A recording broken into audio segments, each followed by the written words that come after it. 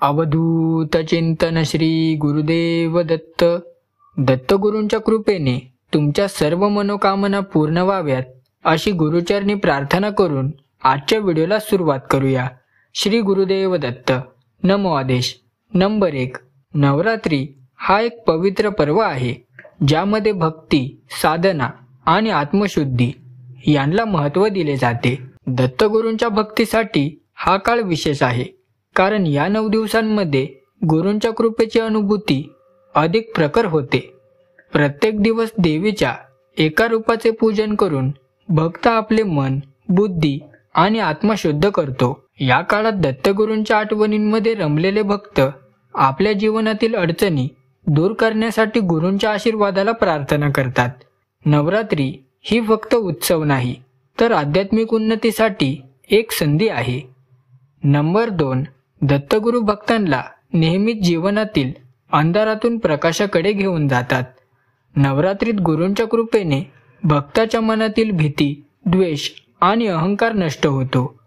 या काळात सतत ध्यान, जप आणि आरती केल्याने आत्म्यात सकारात्मक ऊर्जा निर्माण होते. दत्तगुरूंच्या कृपेने जीवनातील अडचणी सहज सोडवता येतात आणि आत्मविश्वास वाढतो. भक्तांना त्यांच्या समस्यांचा सामना धैर्याने करण्याची ताकद मिळते. नवरात्रीत प्रत्येक भक्ताने गुरूंच्या आदेशांचे पालन करणे आवश्यक आहे, कारण गुरूंच्या आशीर्वादातच जीवनात यश आणि शांती मिळते. नंबर 3. नवरात्रीमध्ये दत्तगुरू भक्तांना सहनशीलता आणि संयम शिकवतात. जीवनात संकटे येणे स्वाभाविक आहे, पण गुरूंच्या स्मरणाने मन स्थिर राहते. प्रत्येक भक्ताला या काळात आपल्या वर्तनावर आणि विचारांवर लक्ष ठेवावे लागते.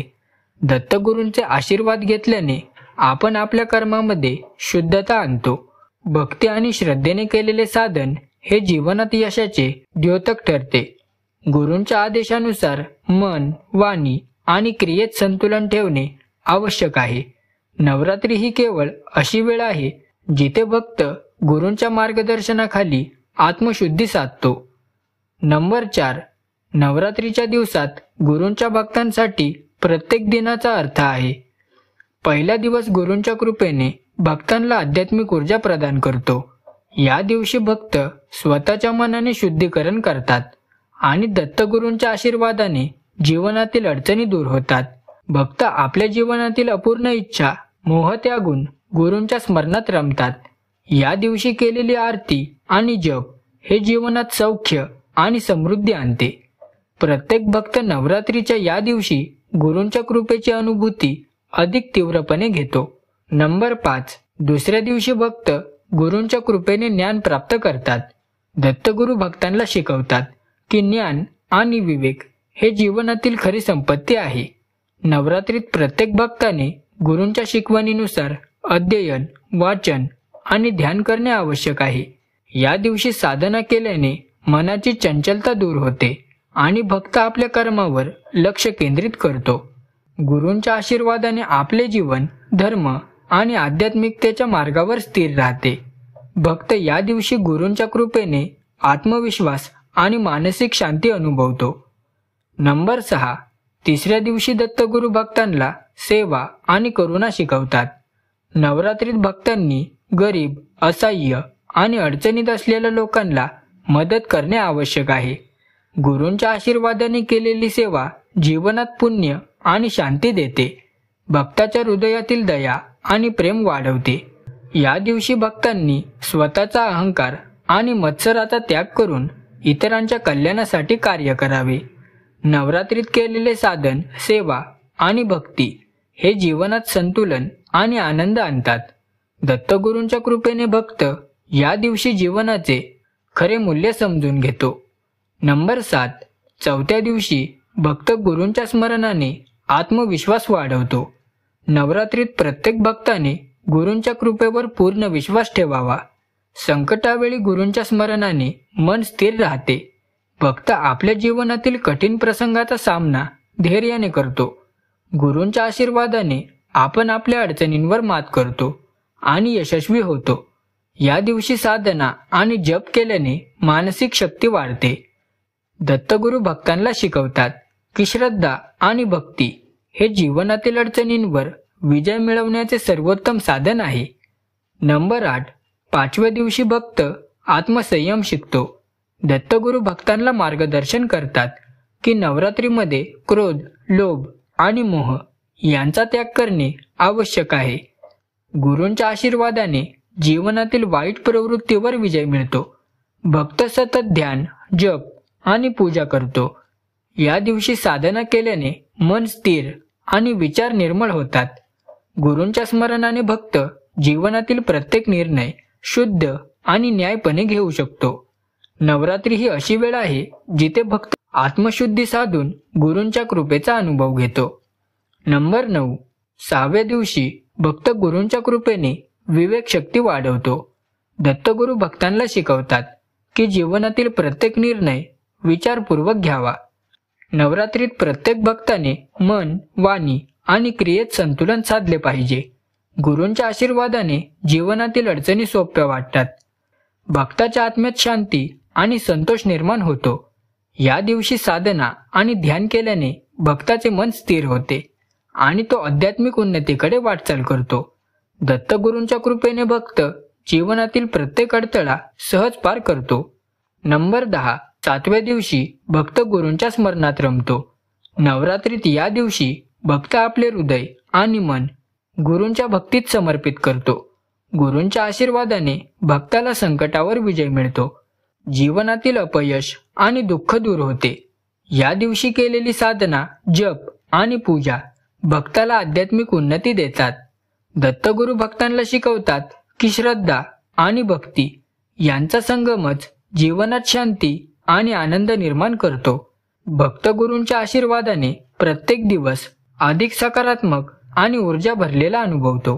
नंबर 11. 8व्या दिवशी भक्त गुरूंच्या कृपेने प्रेम आणि भक्ती शिकतो.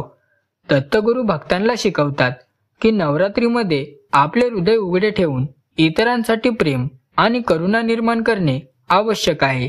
गुरूंच्या आशीर्वादाने भक्त जीवनातील अडचणी सहज पार करतो. भक्त आपल्या विचारांमध्ये सकारात्मकता आणतो. या दिवशी साधना आणि जप केल्याने भक्ताच्या मनात स्थिरता आणि आत्मविश्वास निर्माण होतो. गुरूंच्या स्मरणाने भक्त जीवनात यश, आनंद आणि आध्यात्मिक उन्नती अनुभवतो. नंबर 12. 9व्या दिवशी भक्त गुरूंच्या आशीर्वादाने जीवनातील सर्व इच्छांची पूर्ती अनुभवतो. नवरात्रीच्या समाप्तीला भक्त पूर्ण श्रद्धा आणि भक्तीने गुरूंचे स्मरण करतो. गुरूंच्या कृपेने भक्ताच्या जीवनातील अडचणी दूर होतात आणि मन शांत होते.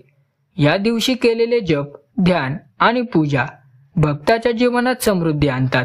दत्तगुरू भक्तांना शिकवतात की श्रद्धा, भक्ती आणि सेवा या 3 गोष्टी जीवनात खऱ्या अर्थाने सुख आणि यश देतात. नवरात्रीच्या शेवटच्या दिवशी भक्त गुरूंच्या कृपेने अनुभूती गहनपणे घेतो. नंबर 13. नवरात्री संपल्यानंतरही दत्तगुरू भक्तांना आठवणी ठेवण्याचा संदेश देतात. गुरूंच्या स्मरणाने भक्त आपले मन सदैव स्थिर ठेवतो. भक्ती, सेवा आणि जप हे जीवनातील सातत्यपूर्ण साधने बनतात. दत्तगुरूंच्या आशीर्वादाने भक्ताच्या जीवनात शांती, आनंद आणि यश स्थिर राहते. नवरात्रीच्या अनुभवातून भक्त आध्यात्मिक दृष्ट्या अधिक प्रगल्भ होतो. गुरूंच्या शिकवणीने जीवनाचे योग्य मार्गदर्शन होते. भक्त आपल्या जीवनात नवरात्रीतील शिकवणीनुसार सतत प्रगती करतो. नंबर 14. दत्तगुरू भक्तांना शिकवतात की नवरात्रीत घेतलेले संकल्प हे जीवनभराचे आधार असतात. भक्तांनी आपल्या वचनांचे पालन करणे आवश्यक आहे. गुरूंच्या कृपेने संकल्प पूर्ण होतात आणि जीवनात सकारात्मक बदल घडतात. या काळात केलेली साधना, जप आणि पूजा जीवनातील संकटांवर विजय मिळवतात. भक्ताच्या मनात श्रद्धा आणि निष्ठा वाढते. दत्तगुरूंच्या आशीर्वादाने भक्त आपल्या जीवनातील ध्येय साध्य करतो. नवरात्री हा केवळ उत्सव नाही, तर जीवन बदलण्याची संधी आहे. नंबर 15. दत्तगुरू भक्तांना शिकवतात की नवरात्रीमध्ये आत्मनिरीक्षण करणे आवश्यक आहे. आपल्या वर्तन, विचार आणि कर्माचा अहवाल घेतल्याने जीवनात सुधारणा होते. गुरूंच्या स्मरणाने भक्त जीवनातील चुकीच्या सवयी सोडतो.